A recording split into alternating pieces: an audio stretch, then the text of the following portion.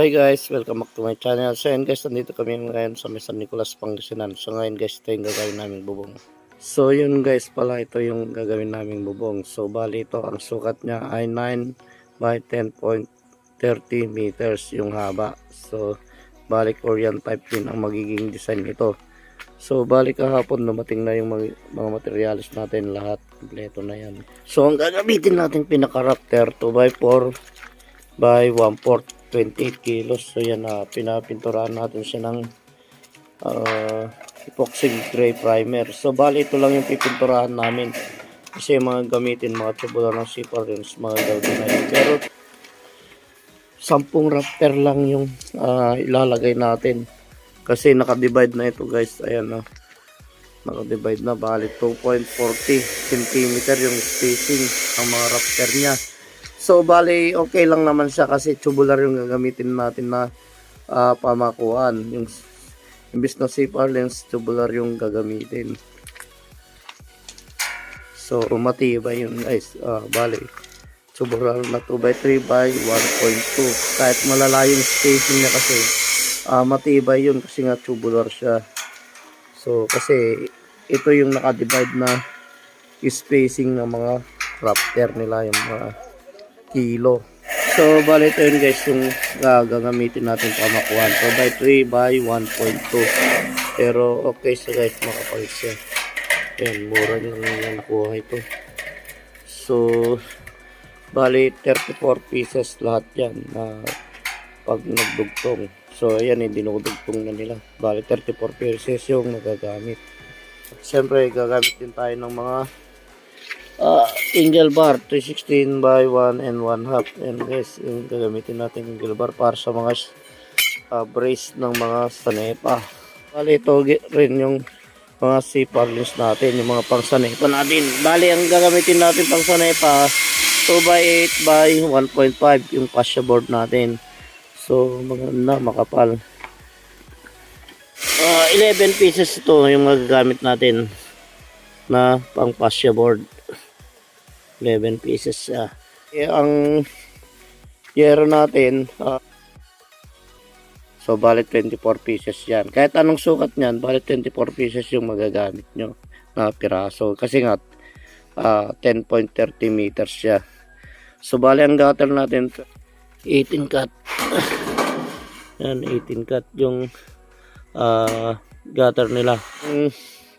End blasting na magagamit natin, kundi ako nagkakamali, 19 pieces.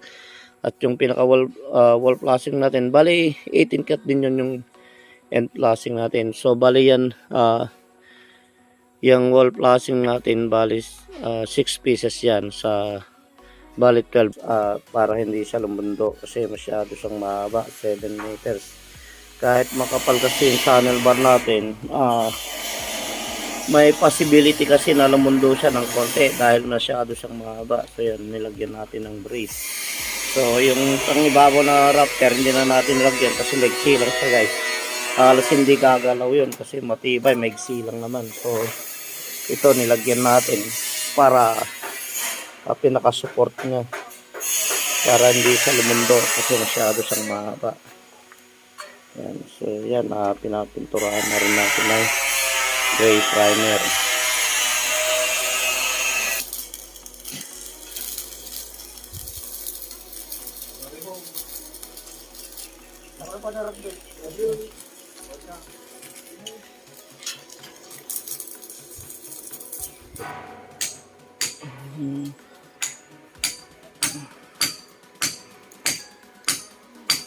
Bali mga gilid-gilid na lang. Bali yan guys, yung pinaka gitnang king post, pinakasintahan na rin natin para maipit yung rafter at saka mapalitadahan na dun sa may lalagyan ng wall flashing. Bali yan guys, nilagay na lahat, pati mga fascia board. Ayan, sa bayan na nalagay lahat. So bali ito yung pinakabang rafter natin. Halos nailagay na rin lahat ng fascia board natin. Ang spacing mga rafter natin na 240 cm. Ang advantage kasi ng tubular guys, matibay kahit malayo ang spacing ng mga pamakuan, matibay sa, unlike sa Parlins na kapag kanyang kalalayo hindi pwede. So ito mas maganda kung may budget din kayo, tubular na 2x3. Mas maganda.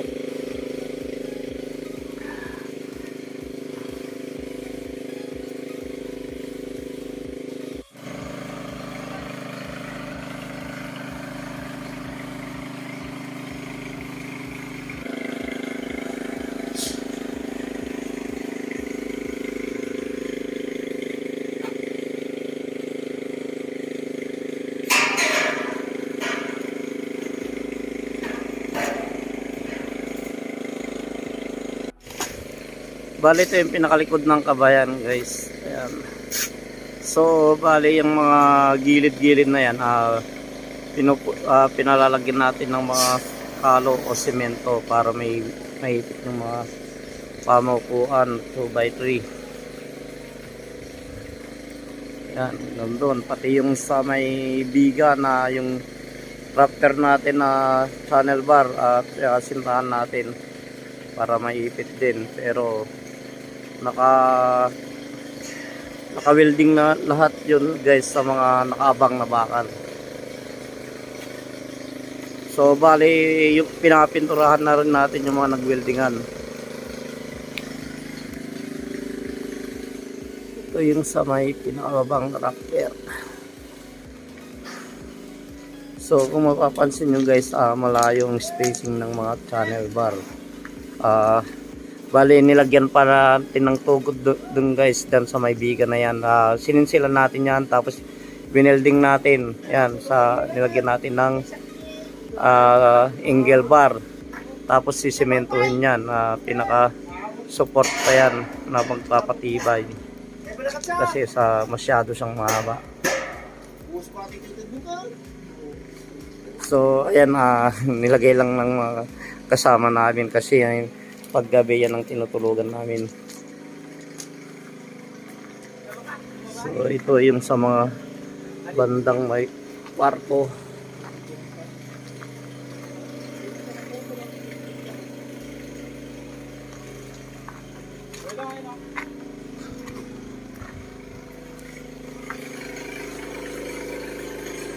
Ito na yung pinakaharap ng kabahayan. Yan.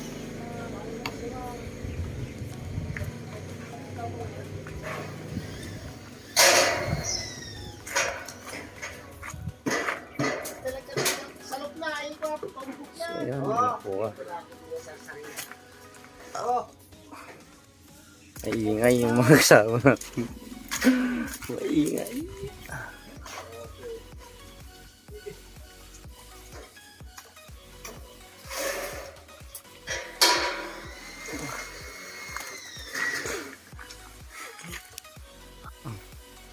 So yun guys, bali nakapag-process na kami. So ngayon bali magbububong na lang kami. So kung gusto niyo yung video natin, pakalik mo video natin, pindutin niyo rin ang notification bell para ma-update kayo sa mga video natin at pak-subscribe na rin. Salamat guys.